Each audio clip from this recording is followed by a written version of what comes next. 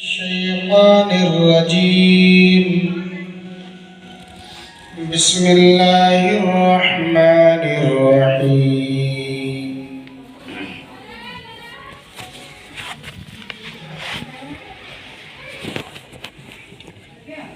وقضى ربك ألا تعبدوا إلا إياه وبالوالدين إحسانا صدق الله العظيم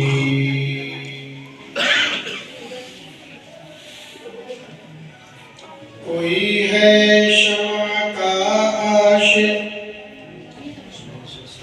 कोई गुल का फिदाई है कोई है शमा का आशिक कोई गुल का फिदाई है मगर मेरे मोहम्मद पर फिदा सारी खुदाई है। हुजूर आ जाइए महफिल तशना दीद बैठे हैं। हुजूर आ जाइए महफिल में तशना दीद बैठे हैं। बड़े अरमान से हमने आपकी महफिल सजाई।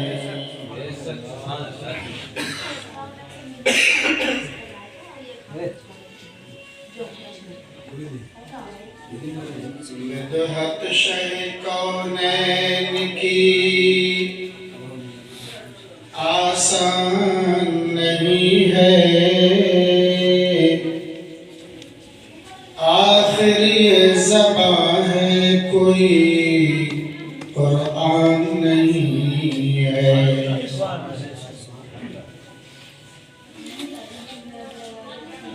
सरकार मुझे अपना बता दे सर महशर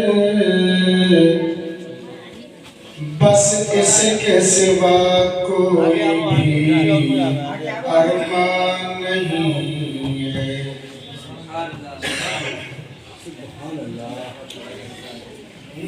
ट्रैवल इसका बिल्कुल बंद करो। ट्रैवल बिल्कुल खत्म कर दो।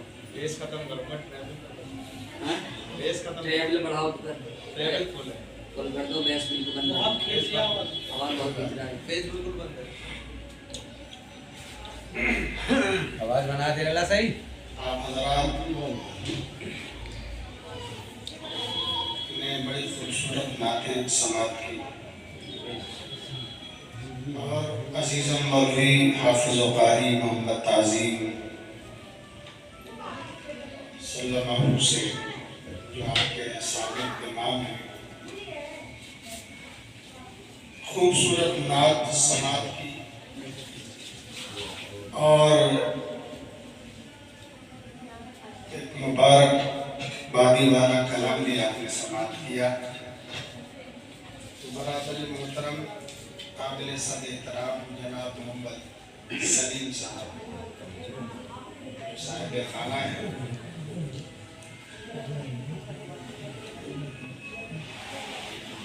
उनका घर आज प्यारे आका सल्लल्लाहु अलैहि वसल्लम की महफिल से मुनव्वर और मुज़य्यन है।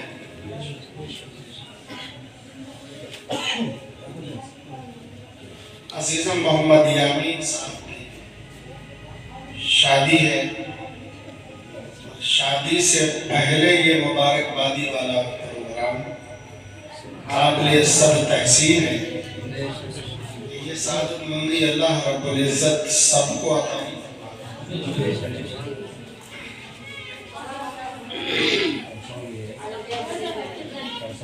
आप हज़रात भी बड़ी दिलजोई के साथ समाप्त फरमा रहे हैं। पहले जैसा था वैसे देखेंगे आप।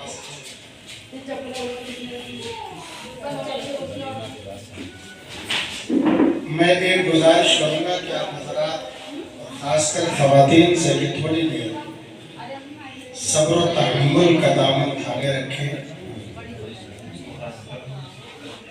और कुछ चाहता हूँ कि काम की बातें होश गुजार करूँ। हालांकि अब तकरीर करने की ज़रूरत नहीं है, मुकम्मल और मुफस्सल खिताब आपने मौलवी मोहम्मद तासीम साहब से समाअत कर लिया।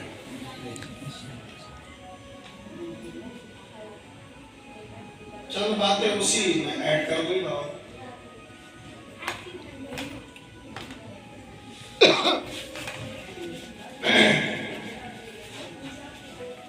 ये रजबुल मुरज्जब का महीना है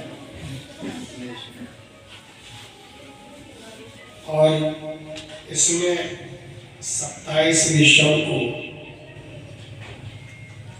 भी एक दूल्हा रवाना हुआ था।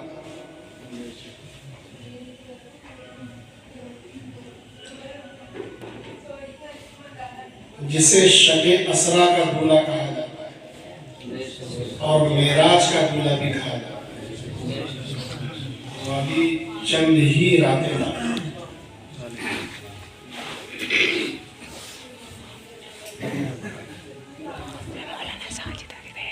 तो शबे मेराज अल्लाह के नबी सल्लल्लाहु अलैहि वसल्लम की मेराज के ताल्लुक से आप हज़रात ने बहुत कुछ सुना होगा। एक रुबाई लिखी गई थी,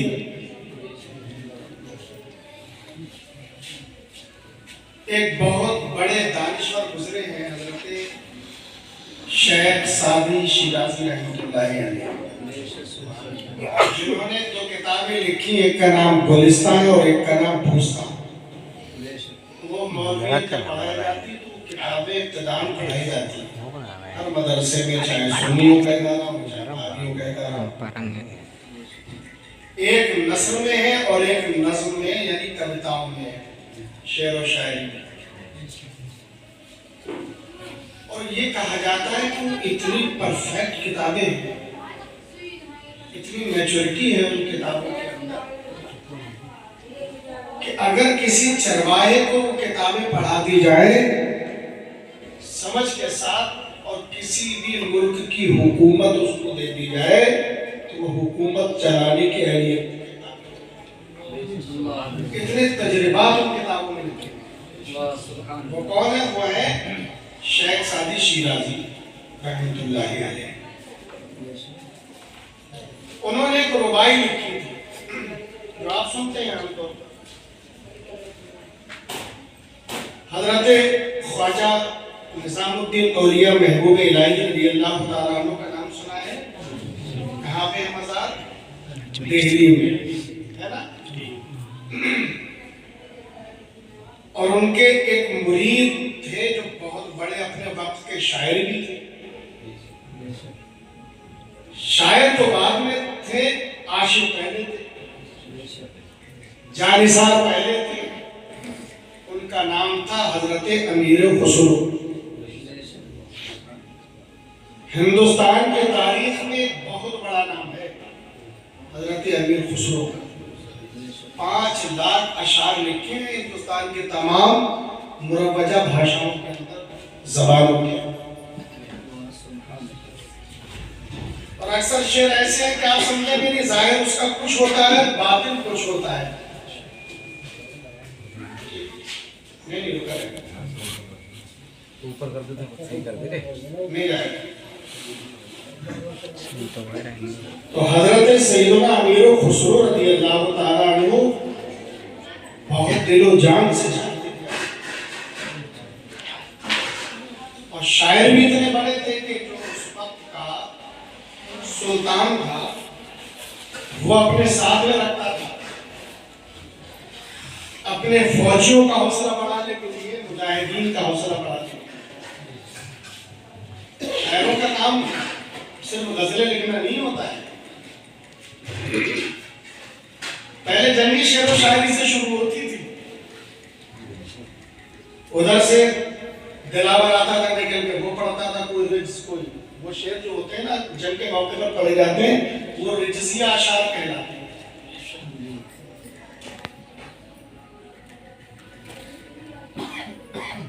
जैसे कि हजरत अली के मुकाबले में जंग खैबर में आया था एक पहलवान, तो उसने एक शेर पढ़ा था कि कद आलिमत खैबरो अन्नी मुराहबू शाकियु सिलाहे बतुल मुजद।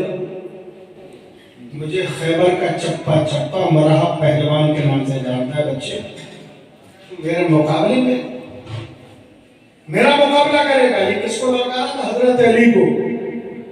हजरत अली भी आगे बढ़े और फरमाया अनल्लज़ी सम्मतनी उम्मी हैदरा कली से गाबातिल करीबी मंजरा। फरमाया कि तू मुझे बच्चा कहता है, मेरी माँ ने मेरा नाम बबर शेर रखा है। मैं जंगल में पलट पलट कर हमला करने वाले उस बबर शेर से भी ज्यादा खतरनाक। नारे तकबीर, नारे रिसालत, नारे हैदरी, नारे हैदरी। तो शेर और शायरी का काम बहुत अजीम है। लोगों ने उसको तफरीह का सामान बना लिया है। हजरत अमीर खुसरो का हर शेर अपने पीर और अपने महबूब खुदा को बड़ा नजराना मिलता था, बहुत इनाम मिलता था। लेकिन इनाम की औकात क्या थी, मैं आपको चंद लफ्जों में बता दूं।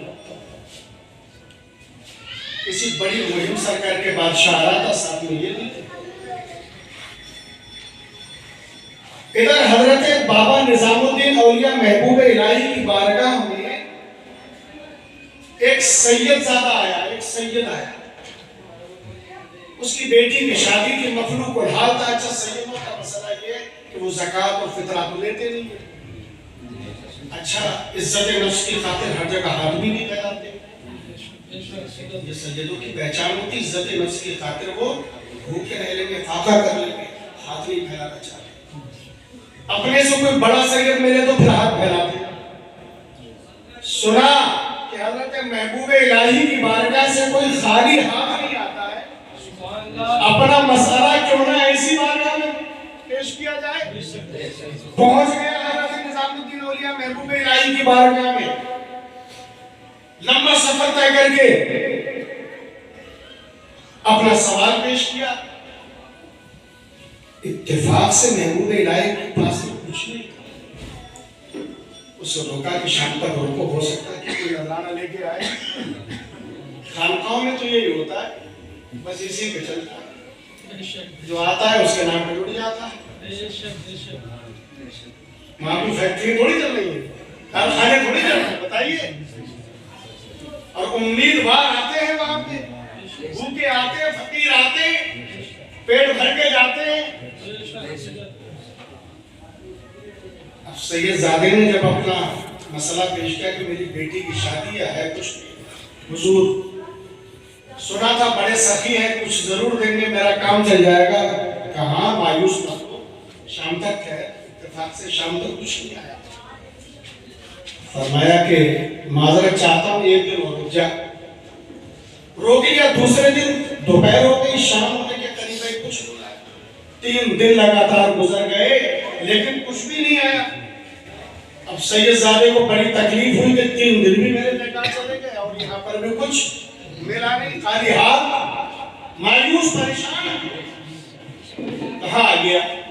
अब सोचता होगा किसने भेजा। 3 दिन मेरे ज़ाया हो गए। कहा हुजूर अब तो चलूं। आपने अपनी खानकाह की तरफ देखा, कुछ था ही नहीं। एक कोने में आपकी टूटी हुई जूतियां रखी थी, वो उठा के उसे दे दो। अच्छा, ये लेता है, ये लेता है। अब सैयद ने हजरत निजामुद्दीन औलिया के चेहरे की तरफ देखा और मायूस निगाहों से जूतियों की तरफ देखा। टूटी हुई जूतियां हैं, क्या करूंगा? अगर नहीं होती तो चलो बेच भी देता, कुछ तो काम चलता, किराए का खाना खा लेता। टूटी हुई जूतियां कौन? अब लेकिन नाम बड़ा है हजरत निजामुद्दीन औलिया महबूब इलाही।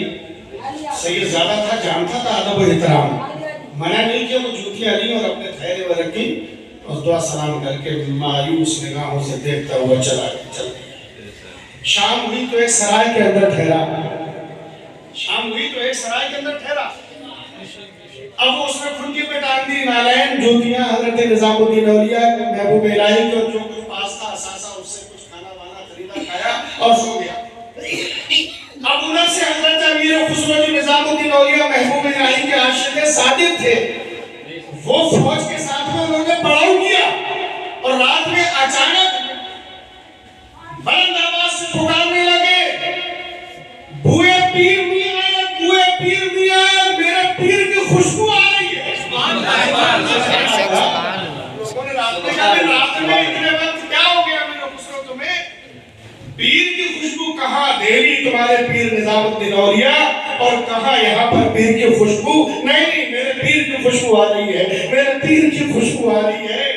ये कहते हुए दीवाना वाला झूमने लगे, आगे इधर उधर ढूंढने के लिए निकले, कहाँ इनके क्या मामला है? जो एक सराय थी, कहा भाई यहाँ पे कुछ नहीं, एक सराय है।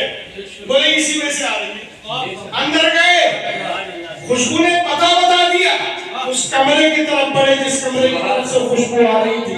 दरवाजा खटखटाया तो देखा कि एक आदमी को मुसाफिर है, सोया हुआ है।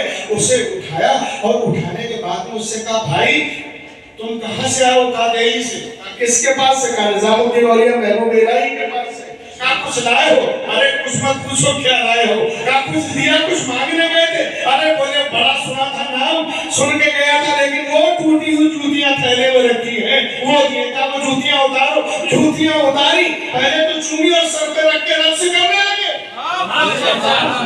ये ज्यादा देख रहा है कि मामला क्या है, माजरा क्या है? टूटी हुई जूतियां। कहा कि मेरे पास कुछ भी नहीं है, मेरे पास सिर्फ 7 लाख दीनार, 7 लाख सिक्के हैं मेरे पास।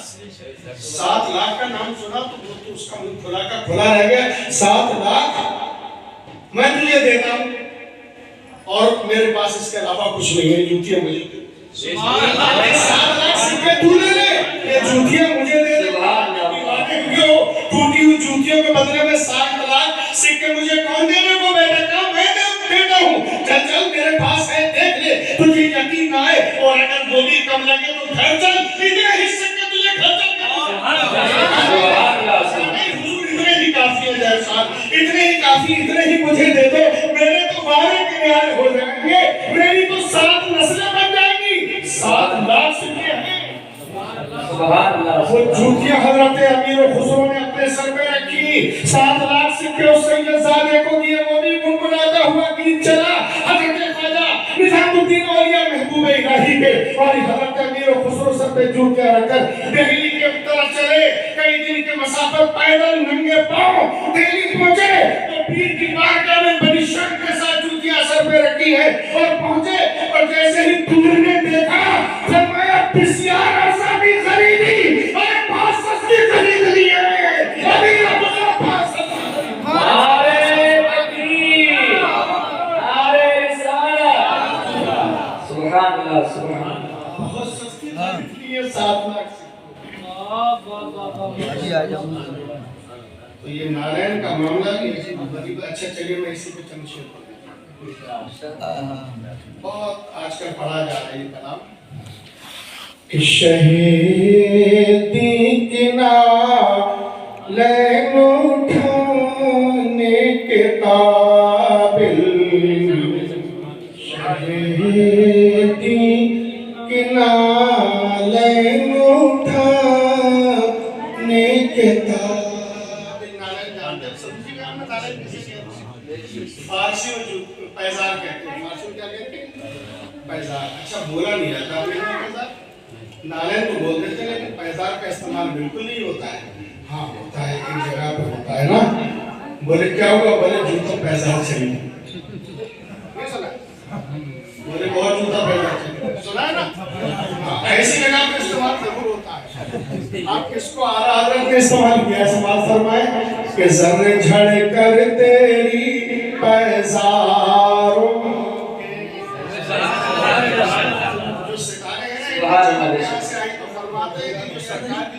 से पैजार से जो सर्वे झड़ते थे ना, वो इनके ऊपर लग जाते थे जाके। वो बस ये सितारे बस उसी की वजह से चमक रहे हैं। सर्वे झड़ कर तेरी पैजारों से, सर्वे झड़ कर तेरी पैजारों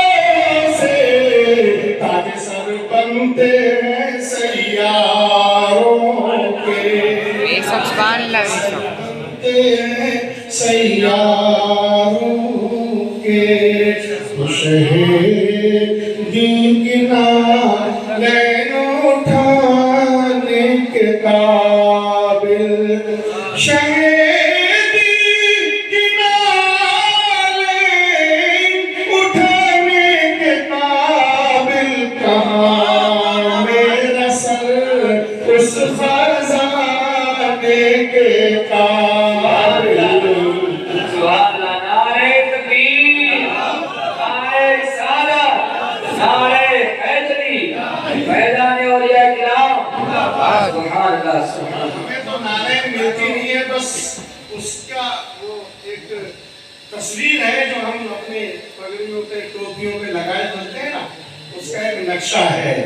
और जिनको हकीकत में वो नारे उठाने को मिली हो उनका नसीबा कैसा होगा। जिन्होंने मुस्तफा की नारे को अपने सरों पे रखा है क्योंकि वो एक खजाने से कम नहीं। शहीदी गिना नैन उठाने के काबिल कहाँ मेरा सर उस खजाने के काबिल। बिल्कुल उसी की अक्कासी है ये शेर कि जो सर पे रखने को मिल जाए नाल पाके हुजूर तो फिर कहेंगे कि हाँ ताजदार हम भी है। शहीदी गिना लैन उठाने के काबिल कहाँ मेरा सर इस खजाने के काबिल।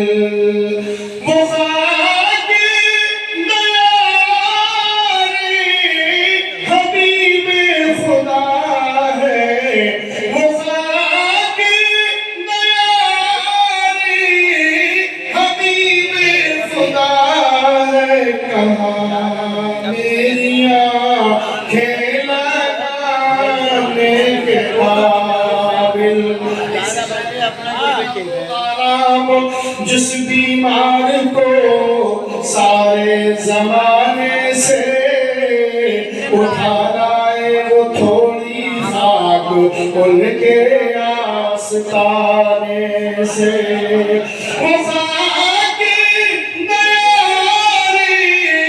हबीबे खुदा है कहाँ मेरी आँखें लगाने के काबिल। अभी वो बुला ले मुझे एक पल में। नहीं मोहतरम नवाबन जब मैं यहाँ पर रहता था भोले शाह मियां का मज़ार है ना, उसके सामने एक बहुत ज़ईफ शख्स वो इधर के असरानपुर के रहने वाले थे, फूल बेचते थे गुलाब। शायद आप लोगों ने किसी ने देखा हो। एक दिन उनका पोता मेरे पास आया कि दादा हज को जाना है, आपको हैरत में पड़ गया, क्या कमाई करते होंगे। घर से भी कोई बैकग्राउंड बहुत अच्छा नहीं था। अल्लाह ने उन्हें दरबार में बुला लिया। मुस्तफा ने अपना दीदार अपने रोज़े अनवर का दीदार कराने नबी ने शरीफ बुला लिया। तो ये नसीब और किस्मत पर मुनासिर है, माल और दौलत पर नहीं है। इसलिए शायर कहता है अभी वो बुला ले मुझे एक पल में मगर मैं कहाँ हूँ बुलाने के काबिल। मगर मैं कहाँ हूँ बुलाने के काबिल। ये ज़हन में रखें, अभी वो बुला ले मुझे एक पल में मगर मैं कहाँ हूँ बुलाने के काबिल। यकीनन मुझे वो बुला लेंगे कि दिन, यकीनन मुझे वो बुला लेंगे कि दिन। यकीनन मुझे वो बुला लेंगे कि दिन मैं हो जाऊंगा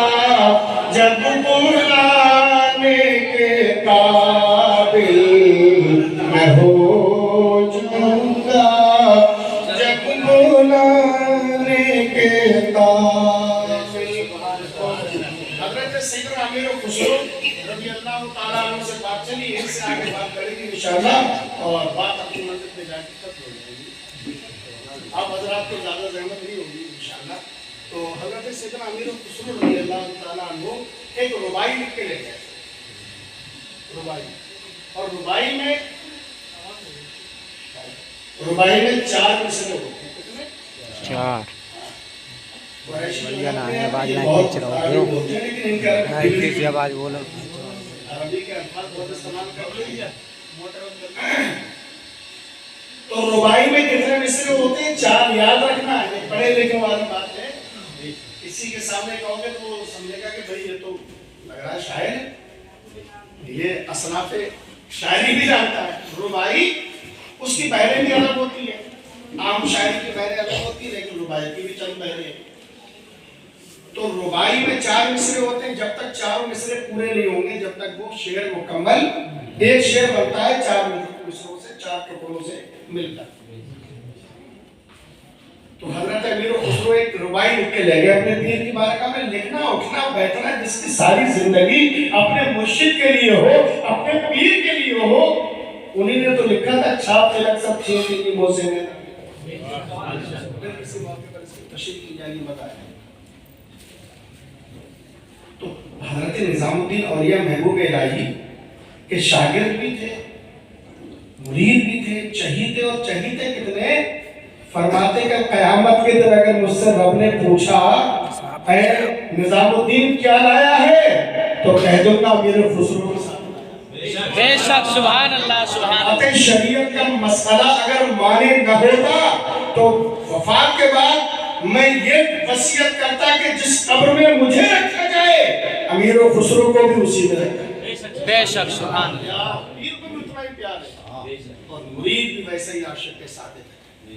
जब रुबाई सुनाई तो पीर ने फरमाया कि अमीर खुसरो रुबाई तो बहुत अच्छी है, लेकिन शेख सादी की रुबाई का जवाब नहीं। तारीफ अगर की जाए, अभी ये कुछ हमसे कहें कि ये देख लीजिए, कहेंगे तो बहुत अच्छा कलाम, यहाँ फलाने का कलाम जो वो ज्यादा अच्छा है, तो इन्हें हट होगा। तो हजरत अमीर खुसरो को तारीफ तो बहुत मिली, दाद बहुत अच्छी है, लेकिन शेख सादी की रुबाई का जवाब नहीं। अच्छा, हार मानने वाले तो नहीं थे। घर गए, दूसरे दिन फिर दूसरी रुबाई लिखी और वो सुनाई। पीर ने सुनी, महबूब इलाही ने फरमाया रुबाई तो बहुत अच्छी है, लेकिन शेख सादी की रुबाई का जवाब नहीं है। 3 दिन तक लिख कर ले जाते रहे, जवाब यही मिला, अरे वाह ये रुबाई तो कल से भी ज्यादा अच्छी है, बड़ी शानदार है, मगर शेख सादी की रुबाई का जवाब क्या है? शेख सादी की रुबाई है क्या? तो चलो पढ़ते हैं। बलगल उला में कमाल ही, कशफा दुजा में जमाल ही। मेराज का वाक़या बयान किया इन 4 मिसरों में। सरकार की 4 खूबियां बयान की हैं। पहले मिसरे में मेराज है, किसी में हुस्न है, किसी में मोजज़ात है, और एक में सरकार पर दरूद है, जो चौथा मिसरा है। बड़ी जामे रुबाई है। तो बलगल उला में कमाल ही, कशफा दुजा में जमाल ही, हसनत जमीओ फिसाल। ये 4 मिसरे थे। अच्छा, इसीलिए तारीफ है जब शेख सादी ये रुबाई लिखने चले तो उन्होंने 3 मिसरे तो बड़ी जल्दी लिख लिए, लेकिन अभी शेर मुकम्मल नहीं हुआ, चौथा मिसरा तो बन ही नहीं रहा है। 3 मिसरे तो ये थे, बलगल उला में कमाल ही, कशफा दुजा में जमाल ही, हसनत जमीओ फिसाल ही। 3 मिसरे बन गए। अच्छा, अब तवज्जो रखें, बिल्कुल तवज्जो हटाना नहीं। अब 3 मिसरे बन गए, कभी घर के अंदर कभी बाहर। जो शायर होते हैं ना, बड़ा बेचैनी होती, खाना पीना छोड़ देते हैं, पहले मिसरा मुकम्मल होना चाहिए, पहले कलाम मुकम्मल होना चाहिए। बड़ी दीवानगी होती है। जो लिखने वाले हैं ना, वो जानते हैं कोई शायर होता वो बोल होता है कि हम ठीक है। तो 3 मिसरे हो गए, चौथा मिसरा नहीं हो रहा है। हजरत शेख सादी कभी घर के अंदर कभी घर के बाहर, खाना खाया, इशा की नमाज पढ़ी और उसके बाद में फिर टहलना शुरू किया हुआ। और वही कमाल पे बलगल उला में कमाल कशफत दुजा बिजमालिही हसनत जमीउ फिसाली। मिसरा नहीं बन रहा, परेशान हो गए, चारपाई पे जाके लेट गए, तकिया सर के नीचे है और बस फिर गुनगुना रहे हैं कि सोते सोते टाइम तक छोड़ना नहीं, हिम्मत नहीं हारनी, सोने के बाद में पहले मिसरा मुकम्मल करेंगे। अब चारपाई पे लेट गए और लेटने के बाद आंखों में इत्तेफाक से नींद आने लगी। नींद तो अपना काम करती है ना, नींद आने लगी, लेकिन जबान में क्या है? बलगलूला बिकमालिही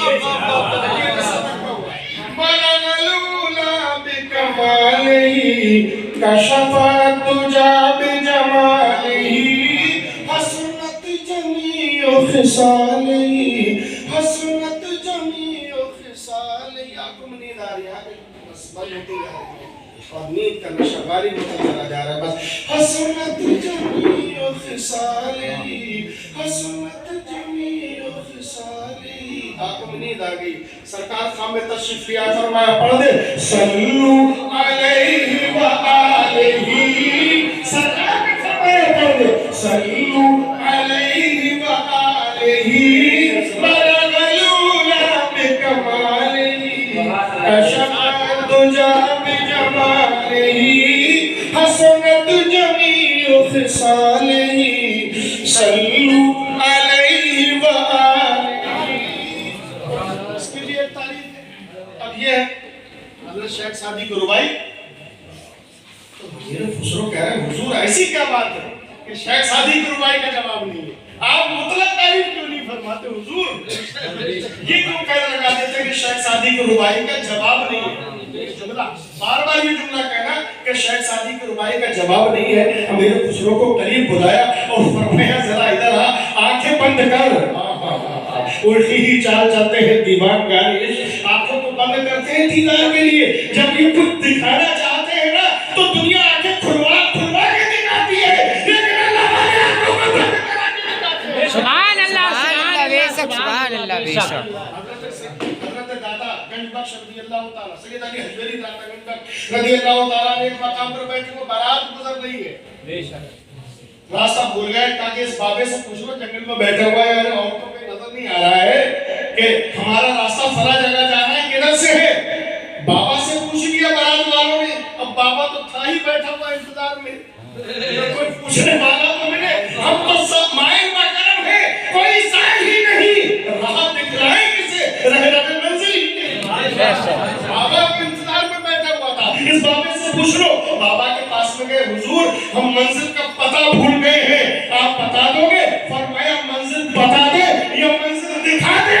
कारण दिखा दो तो इससे अच्छी क्या बात है? फरमाया कि आंखों को बंद करो, उल्टी ही चाल करते हैं दीवान का वेश, आंखों को बंद करते हैं दीदार के लिए। जैसे ही बारात वालों ने आंखें बंद की तो सामने मुस्तफा का हरियाणा को नजर आ रहा था, आंखें खुली तो कर लिया ला इलाहा इल्लल्लाह मुहम्मद रसूलुल्लाह।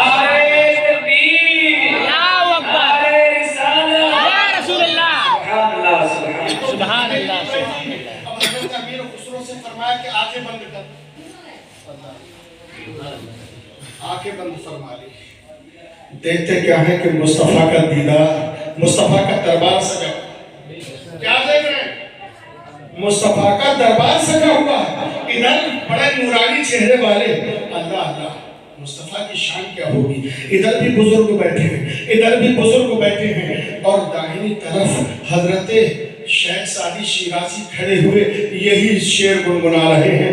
बलगलूला बिकमालिही कशफत दुजा बिजमालिही हसनत जमीउ फिसालिही सल्लू अलैहि व आलिही। जब इस चौथे मिसरे पर पहुंचते हैं, पूरी जब रुबाई खत्म हो जाती है तो आका फरमाते हैं शेख सादी फिर से पढ़, तेरी रुबाई का जवाब नहीं है।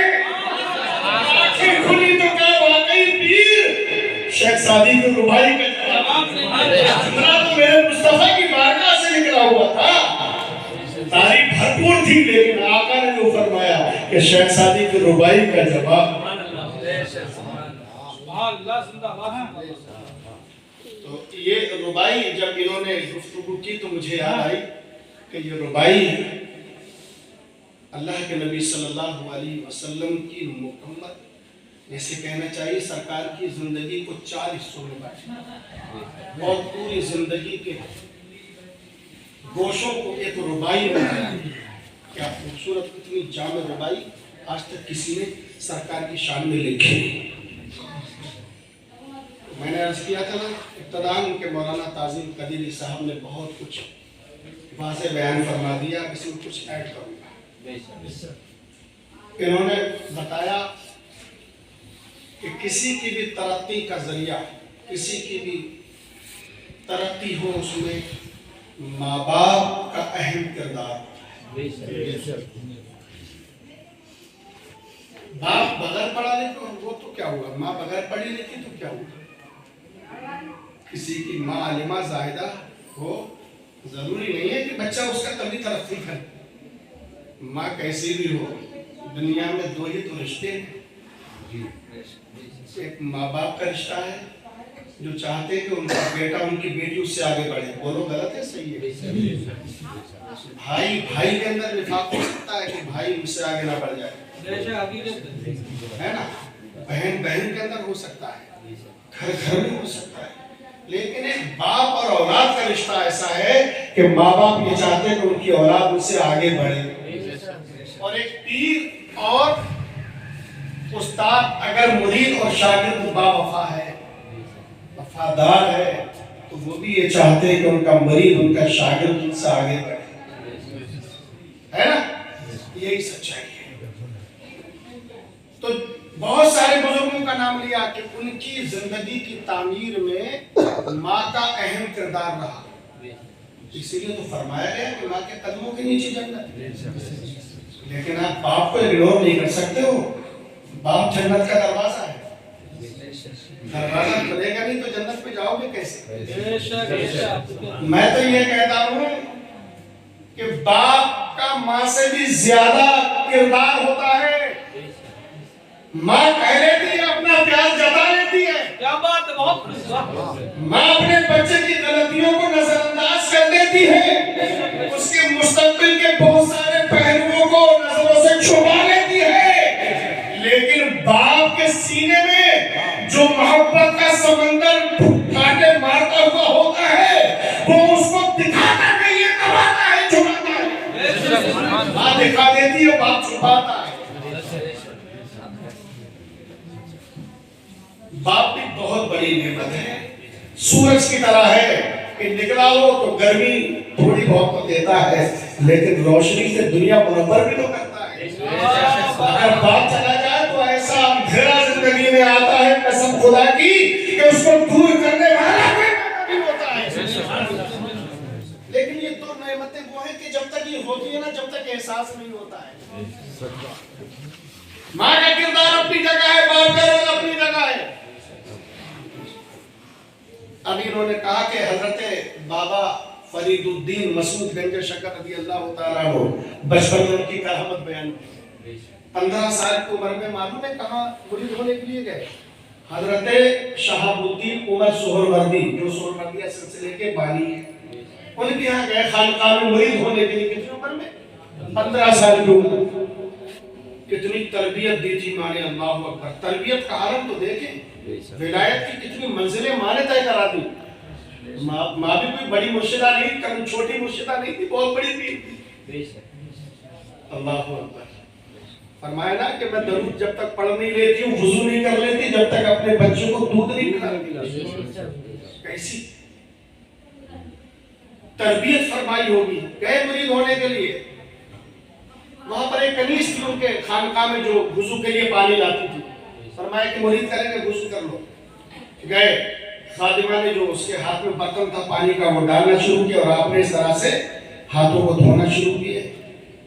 यहाँ पर भी इम्तिहान था। अब वो गैर महरम थी, कनीज थी, खातून थी, उसकी तरफ इस तरह से टकटकी बांध के नजर इस तरह से देखते रहे। अब कितने लोग बैठे, बोले अजीब नौजवान मुरीद होने के लिए आया।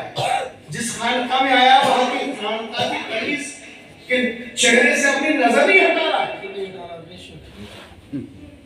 देखे जा रहा है।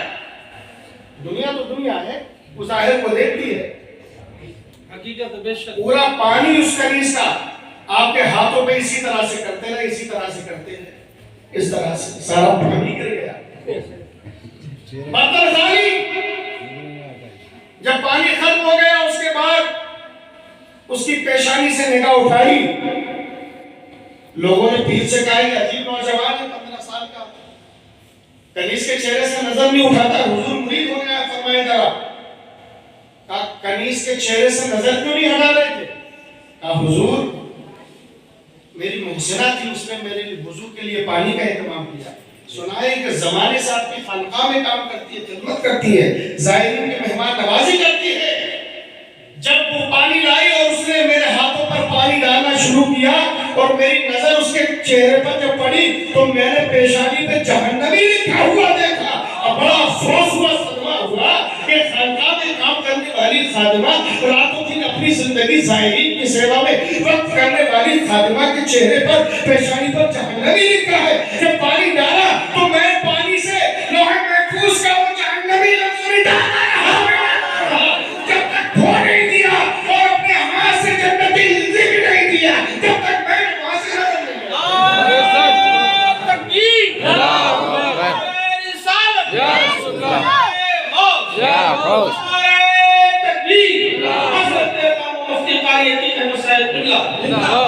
तो ये तरबियत अभी तो मुरीद भी नहीं हुई, इसमें मुर्शिद का तो कोई काम नहीं। सबसे बड़ी मुर्शिद माँ, अल्लाह के नबी ने फरमाया कि बच्चे के लिए सबसे बड़ी टीचर, सबसे बड़ी उस्ताद कौन होती है? माँ। बच्चे की बाकी रोज बच्चे की पहली दरसगाह होती है, सुना नहीं सुना है? बच्चे का पहला मकतब, पहला मदरसा, पहली यूनिवर्सिटी जहाँ पर बच्चे की जिंदगी तामीर की जाती है उसकी माँ होती है।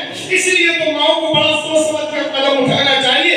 माँ की जबानों से कभी बददुआ अपने बच्चे के लिए नहीं निकलना चाहिए। माँ अपने बच्चे को जैसा चाहे वैसा बना सकती है, हौसला होना चाहिए। मैंने माओ की जबानों से निकलते हुए लफ्जों को वैसे ही होते हुए देखा है। माओ के अल्फाज से लोहे महफूज पर तकदीर लिखी जाती है। लिहाजा माओ को बड़ा सोच समझ कर बद्दुआ के लिए तो कभी ज़बान नहीं खोलना चाहिए, जब देते हैं तो दुआ दें। इसीलिए तो अल्लाह ने फरमाया मेरी इबादत करो। कुरान शरीफ में जहाँ जहाँ अल्लाह ताला ने अपनी इबादत का हुक्म फरमाया, अक्सर जगहों पर उसके तुरंत फौरन बाद फरमाया कि अपने वालिदैन के साथ में हुस्न सलूक करो। मेरी इबादत करो और अपनी इबादत के बाद में मालूम है किसका हुक्म फरमाया? वालिदैन की खिदमत करो, उनके साथ में हुस्न सलूक। बड़ा हम लोगों में जज्बात होते हैं, कभी कभी बड़े नमाजी भी होते हैं कुछ लोग। कल क़यामत के दिन आपसे पूछा जाएगा क्या क्या लेके आए, है ना? पूरी तफसील में नहीं जाऊंगा, कुरान की आयतें हैं, रब्बे कायनात की बारगाह में हाजिरी होगी, मैं सब कुछ पूछा क्या क्या किया, जितने आकाम पे थे उन पर कितना अमल किया, जिनसे मना किया गया कहाँ तक रोके। यही तो सोचते हैं ना। मस्जिदों के मेहराबों में लिखा होता है कि रोज़े महशर के जब गुदास भुगत अव्वली पुरुष नमाज भुगत, मैदान महशर में जब खौफ खुदा से जाने पे गलती होगी तो सबसे पहला सवाल नमाजों के बारे में होगा कि नमाजें पढ़ी नहीं पढ़ी। लेकिन मैं कुरान और हदीस से बयान करता हूँ, इससे पहले भी एक सवाल, इससे पहले भी। अच्छा, आप बाहर जाते हैं ना, नौजवान आजकल बहुत बाहर काम करते हैं। किसी को मुंबई जाना है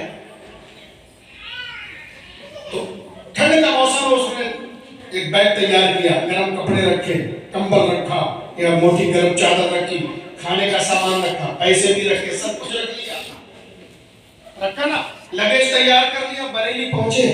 जैसी ट्रेन आई आप बैठ गए, अब टीटी आया, उसने कहा टिकट तो लिया। जो चीज जरूरी थी सफर के लिए, क्या बात है, बहुत सेफ जर्नी के लिए जो चीज जरूरी थी वो मिस कर गए, भूल गए। अब तुम्हारा सफर खोटा हो गया, नहीं हुआ। वो क्या टिकट तो भूल गया। कल कयामत के दिन जब रब की बारगाह में पहुंचोगे तो फरमाएगा फरिश्तों, इसका सामान आखिरत खोल कर देखो, इसके अमाल की गठरी खोल कर देखो। फरिश्ते कहेंगे मौला मुकम्मल, गठरी अच्छी भली है, नमाजें भी बहुत हैं, रोजा भी है, हज भी है, ज़कात भी है। तो रब्बे कायनात फरमाएगा अरे ना ये देखो कि माँ बाप की इताअत और फरमाबरदारी भी है या नहीं है। अगर माँ बाप की फरमाबरदारी नहीं है तो इनकी नमाजें, रोजे, हज और ज़कात इनके मुंह पर मार दो। इसलिए तो खुदा को वो इबादत पसंद नहीं है जो माँ बाप को ना माँ बाप की रज़ामंदी। नौजवान समझ लें, तुम्हारे साथ तुम परदेश में भी हो तो माँ बाप की दुआएं तुम्हारे साथ चलती हैं। हजरत मूसा की वालिदा का जब इंतकाल हो गया, विसाल हो गया, और जब आप घर से निकले तो रब ने फरमाया मूसा संभल के निकलना। मौला अभी तक तो निकलता था, कभी तूने हिदायत नहीं फरमाई जरा एहतियात में निकलना। फरमाया इसलिए कि तेरी वालिदा हयात थी, जब तू बाहर जाता था तो तेरी माँ तेरी अदम मौजूदगी में तेरी सलामती और तहफ़्फ़ुज़ के लिए अपने हाथों को उठाकर दुआएं करती थी, और तेरी तहफ़्फ़ुज़ और सलामती के लिए उठने वाले हाथ। ये माँ बाप की कदर करो। तुम्हें पता नहीं है कि गैब से इनके हाथ तुम्हारी मदद करते हैं, इनके दुआएं तुम्हारे साथ चलती हैं। अल्लाह तबारक व तआला हमें अपने वालिदैन की इताअत और फरमाबरदारी की तौफीक अता फरमाए। न दुनिया में कुछ हाथ आने वाला है और न आखिरत में कुछ हाथ लगने वाला है। अगर माँ बाप कितने भी जुलूस निकाल लेना, कितने भी जलसे कर लेना, कितने भी उम्रे कर लेना, कितने भी हज कर लेना, अगर वालिदैन नाराज चले गए तो इससे बड़ी बदनसीबी कुछ नहीं हो सकती है। जिस जमाने में जिहाद करना अव्वली नमाज से भी पहला फरीज़ा था, ऐसे वक्तों में अल्लाह के नबी ने जिहाद से सहाबी को मना फरमाया और फरमाया कि तेरी बूढ़ी वालिदा घर पर है, वो उनकी खिदमत कर, यही तेरा अव्वली फरीज़ा जिहाद। इतना बड़ा इनाम है अपने वालिदैन के साथ में हुस्न सलूक करने का। दुनिया में अगर कोई मकाम पाना है तो माँ बाप को खुश रखो, आखिरत में कोई मकाम पाना है माँ बाप को खुश रखो। माना कि तुम्हारी शादी हो जाए, उसका हक तुम्हारे ऊपर जरूरी है, लेकिन एक बात याद रखे, औरत के ऊपर सबसे बड़ा हक उसकी बोले माँ का है। मर्द के ऊपर सबसे बड़ा हक उसकी माँ का है, और औरत के ऊपर सबसे बड़ा हक उसके शौहर का है। औरत पर सबसे बड़ा हक उसके शौहर का है। अल्लाह के नबी ने फरमाया कि अगर किसी गैरुल्लाह के आगे सजदा करने का हुक्म होता तो बीवियों को हुक्म देता कि वो अपने शौहरों के सामने सजदा करें। अपनी बीवी का हक अदा करना चाहिए, लेकिन उसके लिए माँ बाप का दिल हरगिज नहीं दुखाना चाहिए। जरूरी नहीं है कि बीवी को माँ बाप का दिल दुखाकर ही खुश रखा जाए। आपके अंदर अक्ल सलीम होना चाहिए। अल्लाह और उसके रसूल की इताअत और फरमाबरदारी का दामन मत छोड़ो। इंशाअल्लाह दुनिया भी तुम्हारे कदम चूमेगी, आखिरत की कामयाबी भी तुम्हारे कदम चूमेगी। एक आखिरी बात कह के अपनी बात को खत्म कर रहा हूँ। हज़रत मूसा अलैहिस्सलातु वस्सलाम का ज़माना था।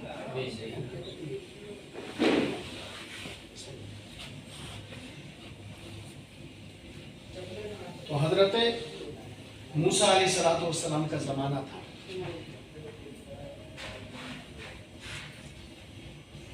कसाई था। कसाईयों की जिंदगी कैसी होती है आप जानते हो।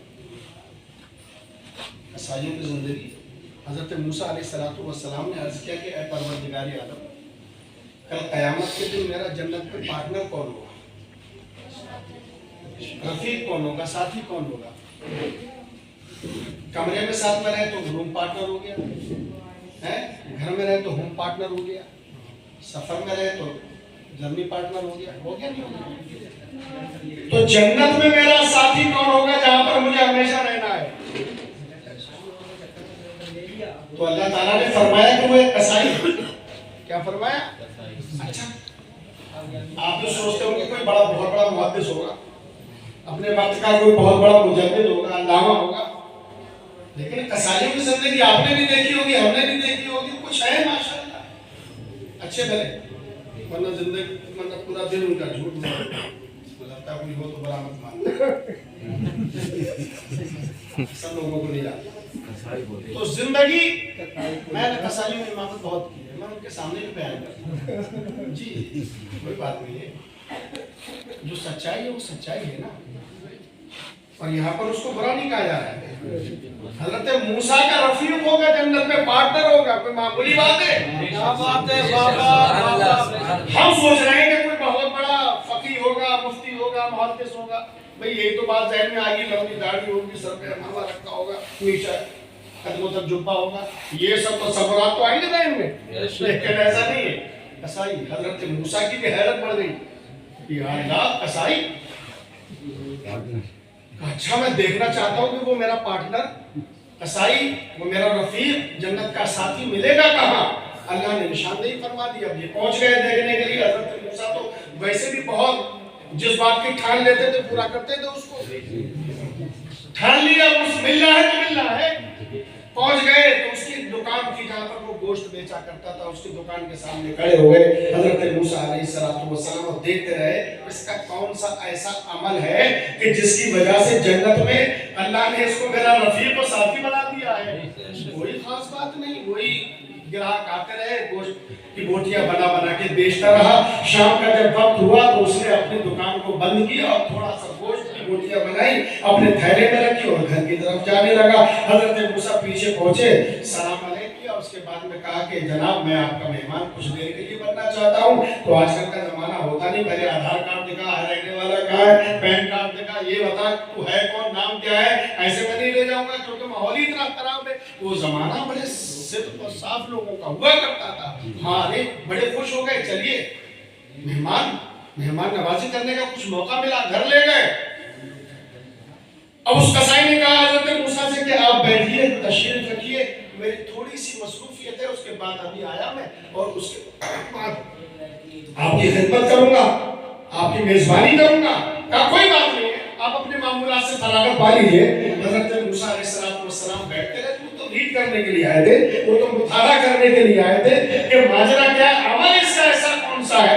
वो शख्स घर में गया और उसने बोटियों को निकाला, धोया, पतीली में रखा, कुछ मसाला डाला और एक पतले शोरबेदार वो गोश्त बनाया। और जब बनकर वो झरझरा शोरबा तैयार हुआ तो चंद चपातियां डाली और एक चपाती को उठाया और थोड़ा शोरबा लिया, चारपाई की तरफ बढ़ा तो चारपाई पर एक खातून लेटी हुई थी कि जिसके जिस्म पर गोश्त नहीं था, खाली खाती बिल्कुल लबेदब एक खातून चारपाई पर लेटी हुई थी।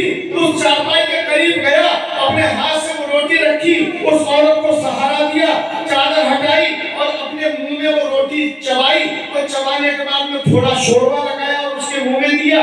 चंद निवाले उसके मुंह में बमुश्किल उसने खाए, रोटियां चबाता गया और शोरबे में लगाकर उसके मुंह में रखता गया और उसके हाथ से नीचे उतरते गए। चंद लम्हों के बाद उसने इस तरह से हाथ से भरा कर दिया, इसने हाथ धोया, उसके मुंह पर मारा और अपने रुमाल से अपने कपड़े से उसका चेहरा साफ किया और चादर उठाई और वापस आकर हजरत मूसा से अर्ज किया, हुजूर अब मैं फारिग हूँ और मैं आपकी मेजबानी के लिए हाजिर हुआ हूँ। हजरत मूसा ने पूछा, फरमाया कि मेजबानी तो बाद में करना, ये बता कि ये मामला क्या है, ये खातून कौन है? कहा हुजूर ये मेरी माँ है जो बहुत लंबी तवील बीमारी में मुब्तला है और इतनी ज्यादा कमजोर हो गई कि हुजूर उठ भी नहीं सकती है, बैठ नहीं सकती है, खा भी नहीं सकती और दांत भी नहीं है और चबा भी नहीं सकती है, इसलिए मैंने रोटी चबा कर उनके मुंह में रखी।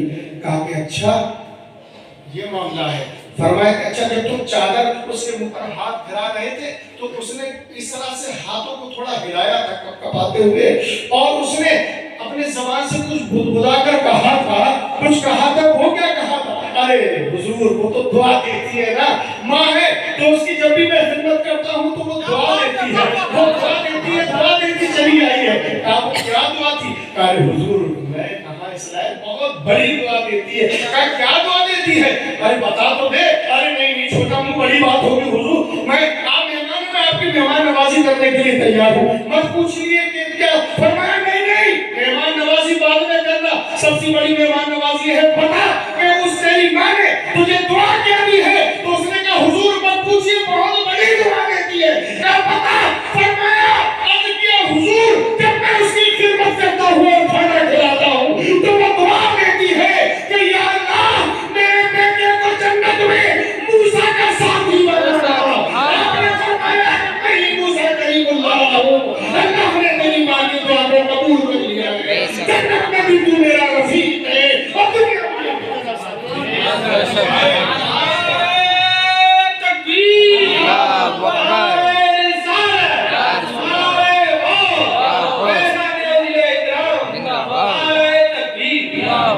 आपको बहुत बड़ी बड़ी दुआएं अल्लाह के खाने कुदरत में किसी शय की कमी है तो छोटी दुआ क्यों दे? माए जो दुआएं देती वही बन जाता है उसका बेटा उसकी बेटी। अल्लाह तबारक व तआला हमारी खुशियों में मजीद इजाफा फरमाए और इस घर को हर तरह की आफत और मुसीबत से महफूज रखे और ये सुन्नत मुबारक अपने निकाह जो होने वाला है कल अल्लाह तबारक व तआला बाइज्जत दोनों खानदानों के लिए बायस मसरत और शादमानी बनाए और ज़ौजैन तरफ़ैन की जिंदगियों में बहार अता फरमाए। आमीन।